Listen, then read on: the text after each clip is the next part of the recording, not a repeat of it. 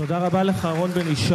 אנחנו נעשה דיון קצר מאוד לפני שנבקש מחבר הכנסת מופז לשאת דברים, ואני רוצה לחזור אליך פרופסור מינץ ולשאול אותך משהו מאוד מוזר עולה מהשיח הזה ובכלל מהמציאות.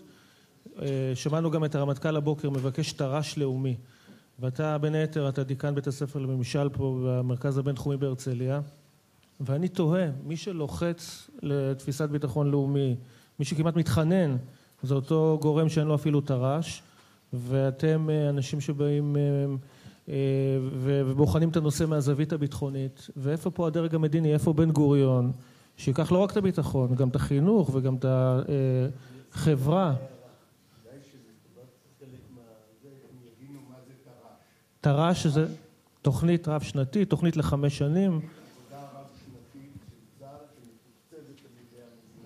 כן, כבר 4 שנים אין לצה"ל תר"ש שמאושר שהוא יעבוד לפיו. אני חוזר אבל אליך פרופסור מינץ, זה הגיוני, זה סביר, איך אתה מסביר את העניין הזה שהדרג המדיני בכלל לא כופה, הוא לא מנסה לתת לנו תפיסת ביטחון לאומית? ישנם, לדעתי ישנם אילוצים, אם זה אילוצים ארגוניים, בירוקרטיים, אם זה אילוצים פוליטיים, מורכבות קואליציה כזאת או אחרת. ישנם אנשים בקהל שהיו בקטע הזה, היה כאן גם, הייתה הרצאה במסגרת הסימפוזיונים בימי העיון שעשינו של דוד עברי, שהצביע על הקושי של גם אם אתה מגבש תפיסת ביטחון, להעביר אותה לפסים מעשיים שתתקבל בממשלה. אני רוצה ברשותכם אבל גם לייחס לרכיבים של תפיסת הביטחון. קודם כל יש להם את יחסי הגומלין בתוכם. אבל מעבר לזה, וראם הצביע על כך, ישנם את ההשלכות הכלכליות, הפיננסיות של כל אחד מהם. לנו קל לבוא ולהגיד שצריך להוסיף את האדפטציה כרכיב בתפיסת הביטחון, אבל המשמעות שלה התקציבית היא עצומה פשוט, להיערך לכל כך הרבה תרחישים שונים, עם שינויים גם אזוריים וגם טכנולוגיים, כמו שראם מצביע עליהם, בעייתי בעיקר במסגרת הנתונה של התקציב, וכאן יש את השאלה, האם תקציב הביטחון כפי שהוא בנוי כרגע, שיש בו גם את הרכיב של משרד הביטחון וגם הרכיב של צה"ל, הוא הדבר האופטימלי, ולדעתי הוא לא. ראם, אתה יכול לענות לו, כן.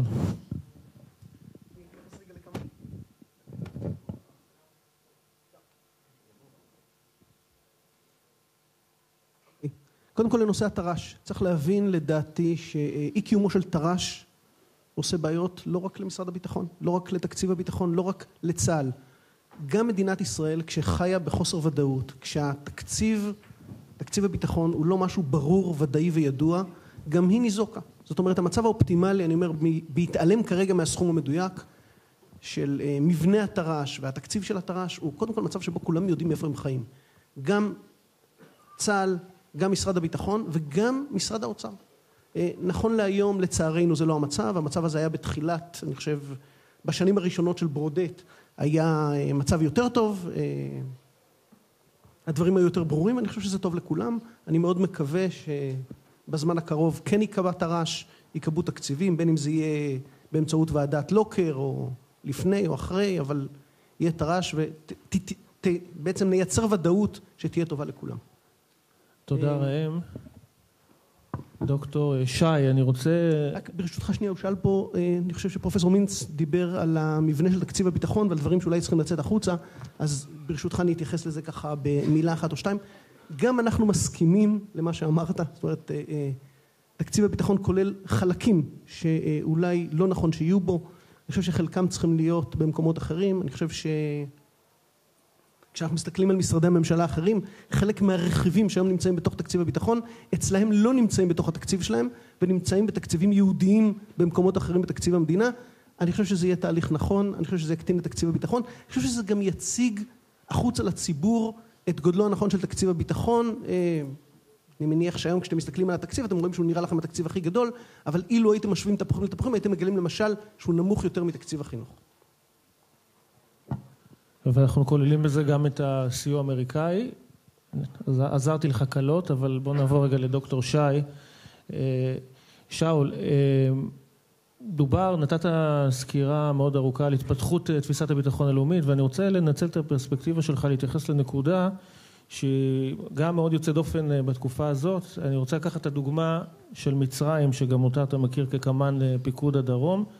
לפני 3 שנים נפל משטרו של חוסני מובארק, ניתנה התראה אסטרטגית בצה"ל על פתיחת חזית מערבית, ככה קוראים לזה בצבא, לא חזית דרומית, חזית מערבית, והנה אתמול הושבע סיסי וחזרנו לימי מובארק. השאלה, ב3 שנים חווינו כזאת דרמה במדינה שהיא האויב הפוטנציאלי מספר 1 של ישראל, המדינה הכי חזקה מבחינה היסטורית בעולם הערבי. השאלה אם בקבוע זמן שאנחנו דנים פה בתפיסת ביטחון, זה לוקח שנים, אפשר בכלל להתאים תפיסת ביטחון למציאות שבצורה כל כך קיצונית משתנה במהירות כזאת. ברשותך, לפני שאני אענה, אני רוצה רק לגוע ממש במשפט אחד בדברים שאמר רון בן ישי. צריך להבין שגם מושג ההרתעה וגם מושג ההרתעה הם מושגים שנמצאים בתודעה, תודעה של שני הצדדים. זאת אומרת, לא רק אם אני חושב שהכרעתי, זה לא מספיק. הצד השני צריך להכיר בזה שהוא הוכרע. כשאני מדבר על מושג ההרתעה, זה מושג מאוד חמקמק, שהיום למשל קשה לי מאוד לבדל בשקט שנתת דוגמה שחיזבאללה שומר, האם הוא נובע מהמכה הכואבת שהוא קיבל ב-2006, או אולי בגלל שחיזבאללה שקוע במלחמה בסוריה, או אולי בגלל שהוא הפך להיות חלק מהמערכת הפוליטית. כלומר, המרכיבים האלה הם חשובים, הם קיימים, אבל צריך לשמור את הפרופורציה, בוודאי לא לתלות תפיסת ביטחון במושג כהרתעה, שהוא מושג שבכלל קשה להמשגה. זאת נקודה אחת. נקודה שנייה, כאשר אנחנו מדברים על תפיסת ביטחון לאומי, צריך לעשות הבחנה בין סוגיות שהן באמת ברמה הלאומית, לבין סוגיות אופרטיביות. זאת אומרת, אין ספק שתמרון יבשתי, יחס של יכולות צבאיות כאלה או אחרות, הן נגזרות של תפיסת הביטחון הלאומי, אבל הן לא תפיסת הביטחון הלאומי. לזה התכוונתי כשהצגתי את הדברים. לגבי השאלה שלך, אמיר, לגבי מצרים. נכון שהיום בראש מצרים שוב עומד, לא גנרל, פילד מרשל הפעם, ולכאורה זה נראה שמה שהיה הוא שיהיה. התחלנו ב-52 עם נאסר וחזרנו לסיסי. מצרים אגב, שאול, זה רק דוגמה מבחינתי. אבל אני אומר, המציאות השתנתה. זאת אומרת, המציאות שבה יצטרך להתמודד סיסי במצרים לא דומה לחלוטין למה שחוו קודמיו. ונדמה לי שהמושג האחרון שאין פה זמן להרחיב אותו, זאת בדיוק סוגיית האדפטציה. אם מדינת ישראל נדרשה להתמודד עם הנושא המצרי, 30 שנות כהונתו של מובארק, מ-81 עד 2001, פחות או יותר תפניות אסטרטגיות היו יכולות להיות מונחות כהשערה עתידית, והיום המחרת היה מאוד ברור. זאת אומרת, הקונסיסטנטיות הזאת שאפיינה את כל המערכת האזורית הייתה מאוד נוחה לנו. ראם היה יכול לתכנן תר"ש ארוך טווח עם הנחות יסוד מוצקות שכנראה הוכיחו את עצמם משנה לשנה. כשאנחנו מדברים על אדפטציה, זה בדיוק המכניזם שאליו אני מכוון. זאת אומרת, מציאות כזאת שבתוך 3 שנים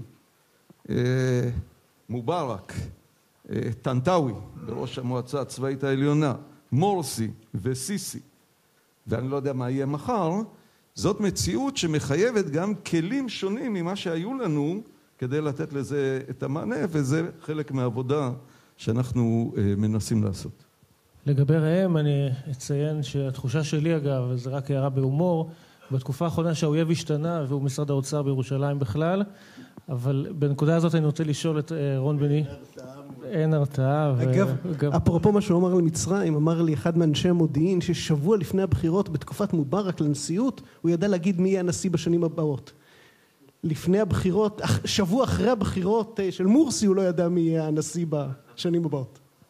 רון, אתה רצית להתייחס לדברים הקודמים של ראם, ובאותה הזדמנות אני באמת אשאל אותך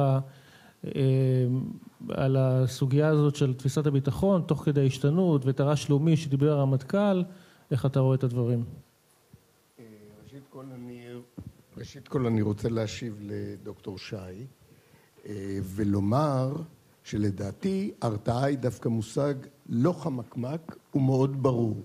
כשהאויב יש לו אינטרס, אידיאולוגיה ומוטיבציה לירות עליך, וכשהוא נמנע מללחוץ על ההדק, הוא מורתע. לפעמים זה נובע מאינטרסים שהם לא נוגעים ישר אליך. למשל, חמאס לא יורה עלינו כי זה נגד האינטרס שלו להרגיז כרגע את מצרים. אבל מי שגרם לזה שהמצרים ילחצו עליו ויגידו לו דיר בלק אתה לא יורה על ישראל, זה מבצע עמוד ענן, וכתוצאה מזה הוא הורתע. אותו דבר חיזבאללה.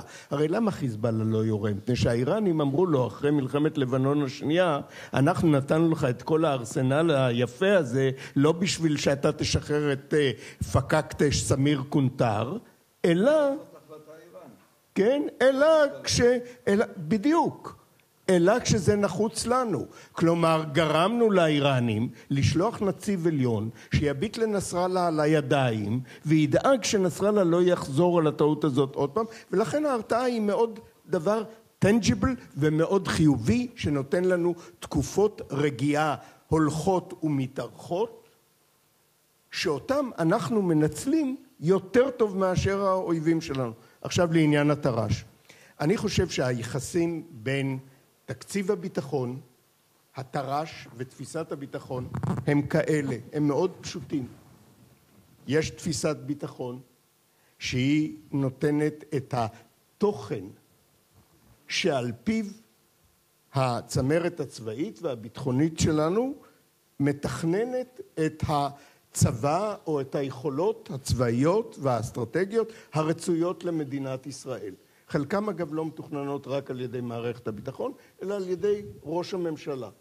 כפי שראינו את תקציב המיוחדים, שהוא די גדול במדינת ישראל. עכשיו, זה על פי תפיסת הביטחון. מהצד השני בא האילוץ, מה שהרמטכ"ל, לצה"ל יש נטייה איומה לקבוע איזה מונחים מעורפלים כאלו שדי מעצבנים. אילוץ משאבי. מה זה אילוץ משאבי? אין כסף. אז האילוץ המשאבי הוא הגורם השני שמכתיב את התר"ש. מול תפיסת הביטחון שהיא נותנת לנו את הרצוי, האילוץ המשאבי קובע במידה רבה את המצוי, והתוצאה, כתוצאה מהמיצוע בין שני המושגים האלה, הוא תוכנית העבודה הרב-שנתית, שמשקפת גם את המשאבים בתקציב הביטחון הרב-שנתי ל5 שנים, וגם את תפיסת הביטחון ואת תורת ההפעלה הנגזרת ממנה. כי בכל תפיסת הביטחון הזאת לא דיברנו היום על היישום בפועל של תפיסת הביטחון, שהוא תורת ההפעלה. אני רוצה לתת את האפשרות לסכם את הדיון הזה לפרופסור מינץ, רק אני אעיר ברשותך על מה שאתה אמרת, ואולי זה גם יהיה משהו לאלכס. אחד הדברים שלא דוברו פה, ודיבר במונחים של סטטיסטיקה, ראם על תוחלת ועל שאר מונחי סטטיסטיקה קלאסיים, אחד הדברים שמדהימים בניהול של התוכנית והתר"ש, זה שיש פה ניהול סיכונים, ואנחנו מנהלים את הסיכונים לפי הנחות שלנו, איך האויב יתנהג וכמה מדינות יתקפו אותנו במקביל, וזה לדעתי אחת הבעיות הכי חמורות בתפיסת הביטחון הלאומי, כי אנחנו צריכים להתפלל שהאויב יתנהג בדיוק איך שאנחנו מתכננים, כי אם הוא יפשל אז אנחנו נהיה בבעיה. פרופסור מינץ. ללא תפיסת ביטחון סדורה, מסודרת, מפורשת, אנחנו נמשיך להתנהל טלאים, כיבוי שריפות, מאבקים אינסופיים. אני חושב שהגיע הזמן כן לעבור את השלב הזה וכן להשריש איזה ולהטמיע איזושהי תפיסת ביטחון מאוד מסודרת ומורכבת. לדעתי בנושא של ההרתעה, כמו שהנרי קיסינג'ר אמר, הוא מונח לא פחות פסיכולוגי מאשר צבאי, והרתעה למעשה אפשר למדוד, הספרות אומרת לנו, כשהיא נכשלת. כשהיא נכשלת זה ברור, כשהיא עובדת לא כל כך. תודה רבה למשתתפי הדיון הזה. אני רוצה להעיר בינתיים כשחבר הכנסת שאול מופז יעלה לבמה, אני רוצה לציין שכשאנחנו דיברנו פה על דוגמאות של הרתעה, משום מה לא נהוג להזכיר את אחת ההרתעות המדהימות שהושגו, זה במאבק על האינתיפאדה השנייה.